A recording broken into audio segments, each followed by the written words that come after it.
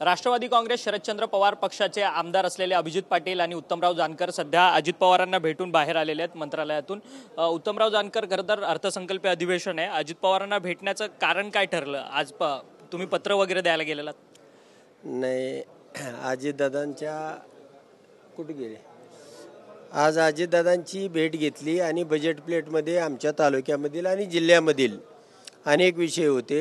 उजनीमधील गाळ काढण्याचा एक विषय होता सगळ्यात महत्त्वाचा, आणि दुसरं उन्हाळी आवर्तनाचं पाणी 1 मार्चला सुटलं पाहिजे, आणि त्यासाठी पालकमंत्री म्हणून अजितदादांनी आणि विखे पाटील साहेबांनी दोघांनी मिळून संयुक्त ती बैठक तातडीने 1 तारखेच्या आतमध्ये घेतली पाहिजे, यासाठी या ठिकाणी चर्चा केली आणि अनेक विकास कामाच्या बाबतीमध्ये दादांना त्या ठिकाणी पत्र दिलेले आहे। काल महाजदी शिंदे पुरस्कार दिल्लीमध्ये पार पडला, त्या संपूर्ण पुरस्कार सोहळ्याला उपमुख्यमंत्री एकनाथ शिंदे उपस्थित होते, त्यांना पुरस्कार मिळाला, तोही शरद पवारांच्या हस्ते। त्यावरती मात्र महाविकास आघाडीमधले महत्त्वाचे नेते असलेले खासदार संजय राऊत म्हणतात की एकनाथ शिंदे यांनी पक्ष फोडलेला आहे, ज्या पद्धतीने अजित पवारांनी पक्ष फोडला त्यांना पुरस्कार देणं म्हणजे हे चुकीचं आहे, त्यांना पुरस्कार देणं म्हणजे अमित शहांना पुरस्कार देणं, असं त्यांची थेट रोकटोक टीकाही। नाही, तर पवारसाहेब खूप मोठे नेते आहेत, अनेक अंगाने विचार करून, आणि ते आमचेही नेते आहेत, आणि त्यामुळं खूप अंगाने विचार करून साहेब गेले असतील।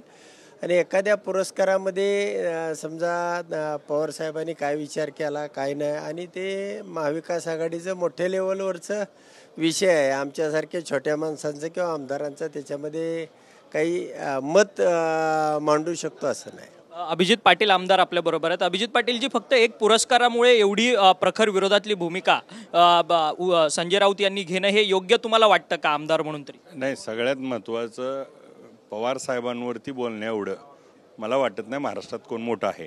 आणि राहिला प्रश्न काय की पुरस्कार देणं, 98व्या साहित्य संमेलनाच्या वतीनं महाजी शिंदे राष्ट्रीय पुरस्कार हा आयोजित केला आहे, त्या कार्यक्रमाचे स्वागत अध्यक्ष पवारसाहेब आहेत, आणि त्या कार्यक्रमाला खऱ्या अर्थानं पवारसाहेबांनी एकनाथ शिंदे साहेबांना त्या ठिकाणी पुरस्कार दिला, आणि पुरस्कार देत असताना काही निकषावरती पवारसाहेबांनी, मी देखील त्या कार्यक्रमाला उपस्थित होतो काल दिल्लीमध्ये, त्यामुळं पवारसाहेबांच्या हस्ते पुरस्कार घेणं हा एक मोठेपणा असतो, तसाच त्या ठिकाणी त्यांना मिळाला आहे। आणि त्याच्यात मला वाटतं की राजकारणासारखा काही विषय नाही, हा साहित्य संमेलनातून त्या ठिकाणी एका महाराष्ट्राच्या मोठ्या नेत्यानं दुसऱ्या नेत्याला दिला आहे।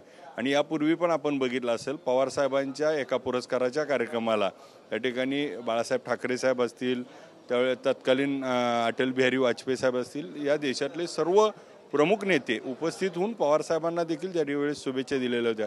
त्यामुळे ही महाराष्ट्राची देशाची संस्कृती आहे, ही जपण्याचं काम होतं आहे, आणि याला कोणीही राजकारणाचा अंग देऊ नये। खरं तर उमेश पाटील सुद्धा आहेत। उमेश पाटील म्हणजे आता तुम्ही अजित पवारांकडे गेला, थोड्या काळापूर्वी तुम्ही शरद पवारांकडे होता, खरं तर शरद पवारांवरती संजय राऊतांनी टीका करणं हे तुम्हाला योग्य वाटतं का? ज्या पद्धतीने टीका होते की एकनाथ शिंदेंना पुरस्कार देणं म्हणजे अमित शहांना पुरस्कार देणं? नाही, ते संजय राऊत यांच्या टीकेला तुम्ही काय एवढं महत्त्व देता, हाच खरा संशोधनाचा विषय आहे।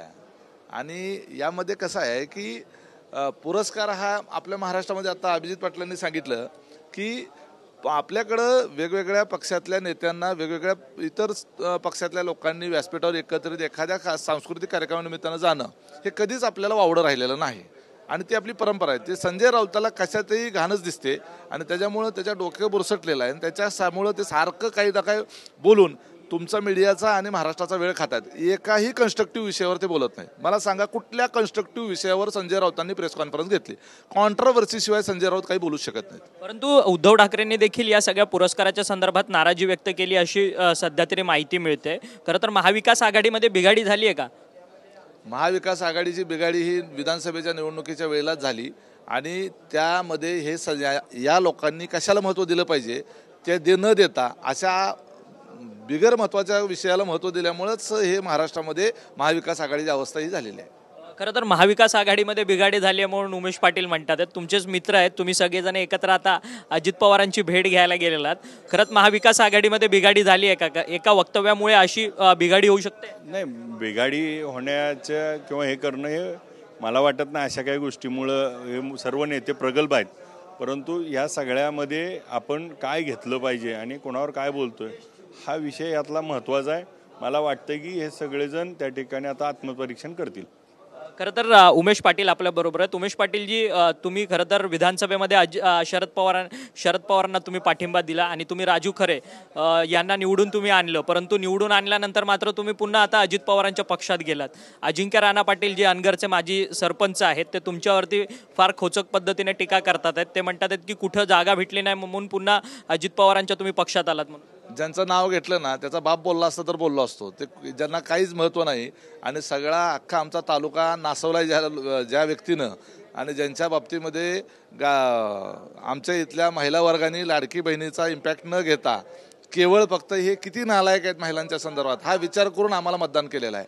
माझ्या मतदारसंघातला विषय जो होता त्या ठिकाणचं जे प्रस्थापित नेतृत्व होतं त्या प्रस्थापित नेतृत्वाने जो अन्याय अत्याचार चालवला होता त्याला उलथवून टाकण्याच्या करताचा तो आक्रोश होता.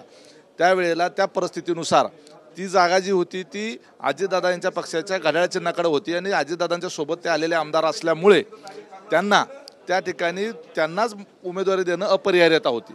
मतदारसंघातला जो आक्रोश आहे तो आक्रोश हा एकवटलेला होता. मी त्याच मतदारसंघात काम करतो. शेवटी आपण जनतेला बांधील असतो आणि अजितदादासारख्या नेत्यांनी उमद्या मनानं त्या ठिकाणचा त्यांच्याच पक्षाच्या आमदाराचा पराभव जो आहे तो स्वीकारला आणि त्यांचाच एक कार्यकर्ता अजितदादाचाच कार्यकर्ता आपल्याच कार्यकर्त्यांनी त्या ठिकाणी हिमतीनं आणि धाडसानं त्या ठिकाणी सीट निवडून आणून दाखवली. प्रश्न हा तांत्रिक आहे. मी त्या ठिकाणी कधीही अजितदादांवर टीका केली नाही. कधीही आम्ही राष्ट्रवादी काँग्रेस पक्ष अजितदादाच्या पक्षावर टीका केली नाही. आमच्या नेत्यांवर कोणावरही टीका केलेली नाही.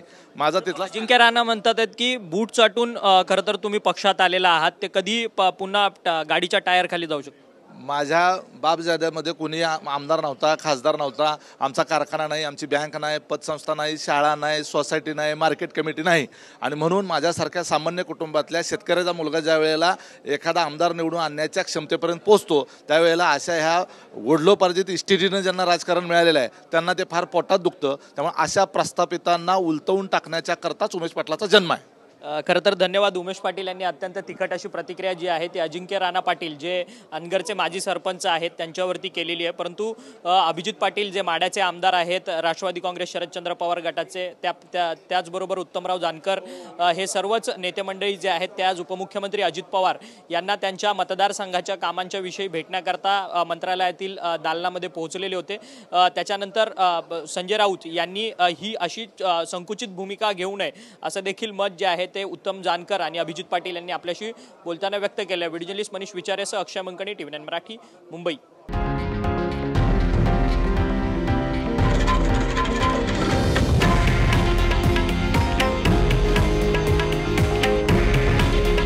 हे आहे देशातील नंबर 1 न्यूज नेटवर्क आणि आपण पाहत आहात TV9 मराठी.